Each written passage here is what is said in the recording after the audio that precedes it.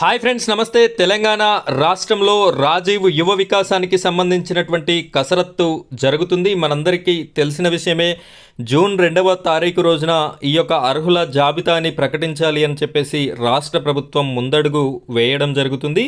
ఇందులో భాగంగా రాజీవ్ యువ వికాసం లోన్స్కి సంబంధించినటువంటి మరో కీలక నిర్ణయాన్ని తెలంగాణ రాష్ట్ర ప్రభుత్వం తీసుకోవడం జరిగింది. అది ఏమిటి అంటే బ్యాంక్ లింకేజీ అనేది తప్పనిసరి ఉండాలి అని చెప్పేసి తెలంగాణ రాష్ట్ర ప్రభుత్వం నిర్ణయం అయితే తీసుకుంది. దీనికి సంబంధించినటువంటి పూర్తి వివరాలని నేను మీకు అందించడం జరుగుతుంది. వీడియోని ఎక్కడా కూడా స్కిప్ చేయకుండా చివరి వరకు కంటిన్యూ చేయండి.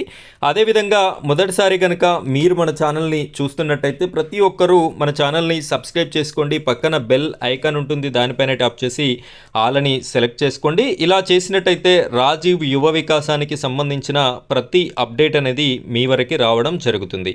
ఇక మనం వీడియో విషయంలోకి వెళ్ళినట్టయితే ఇక్కడ రాజీవ్ యువ వికాసానికి బ్యాంక్ అనుసంధానం తప్పనిసరి అని చెప్పేసి మనకైతే కనిపిస్తుంది. ఇక్కడ ఒకసారి క్లారిటీగా చూసినట్టయితే ప్రతిష్టాత్మకంగా అమలు తలపెట్టిన రాజీవ్ యువ వికాసం పథకం అమల్లో పారదర్శకత పెంచేందుకు, నిధులు పక్కదారి పట్టకుండా ఉండేందుకు తెలంగాణ సర్కార్ కీలక నిర్ణయాన్ని తీసుకుంది.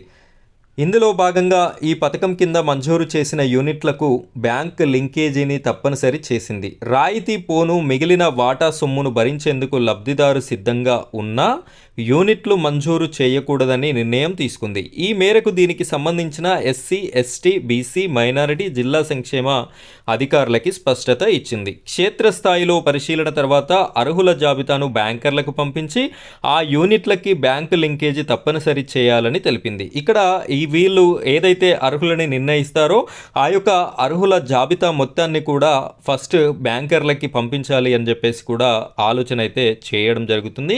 కాగా యువ వికాసం పథకానికి గాను రాష్ట్ర వ్యాప్తంగా ఎస్సీ, ఎస్టీ, బీసీ, మైనారిటీ వర్గాల నుండి 16.23 లక్షల దరఖాస్తులు వచ్చాయి.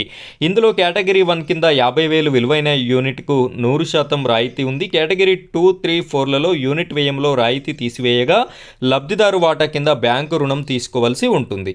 కేటగిరీ 2 కింద యూనిట్ వ్యయం రూపాయలు లక్షల్లో 10%, కేటగిరీ 3 కింద 1,00,000 నుండి 2,00,000 వరకు 20%, కేటగిరీ 4 కింద 2 లక్షల నుండి 4 లక్షల వరకు 30% చొప్పున బ్యాంక్ లింకేజీ చేసేటటువంటి అవకాశం అయితే ఉంది. సో ఇక్కడ ఏం జరుగుతుంది అంటే అర్హులని గుర్తించి ఈ యొక్క అర్హుల జాబితాని బ్యాంకుకి పంపించిన తర్వాత ఈ బ్యాంక్ అధికారులు ఈ అర్హుల జాబితాలో ఉన్నటువంటి వారి స్టేటస్ని కూడా చెక్ చేసి వారికి ఎవరికైతే ఆబ్జెక్షన్ లేకుండా వాళ్ళు క్లియరెన్స్ ఇస్తారో వారికి మాత్రమే ఈ యొక్క లోన్స్ అనేది వచ్చేటటువంటి అవకాశం అయితే కనిపిస్తుంది. మనకు ఈరోజు ఉన్నటువంటి రాజీవ్ యువ వికాసానికి సంబంధించిన బిగ్ అప్డేట్ అయితే ఇది ఫ్రెండ్స్. ఇలాంటి రాజీవ్ యువ వికాసానికి సంబంధించిన ప్రతి అప్డేట్ నేను మీకు అందిస్తాను వీడియోస్ రూపంలో.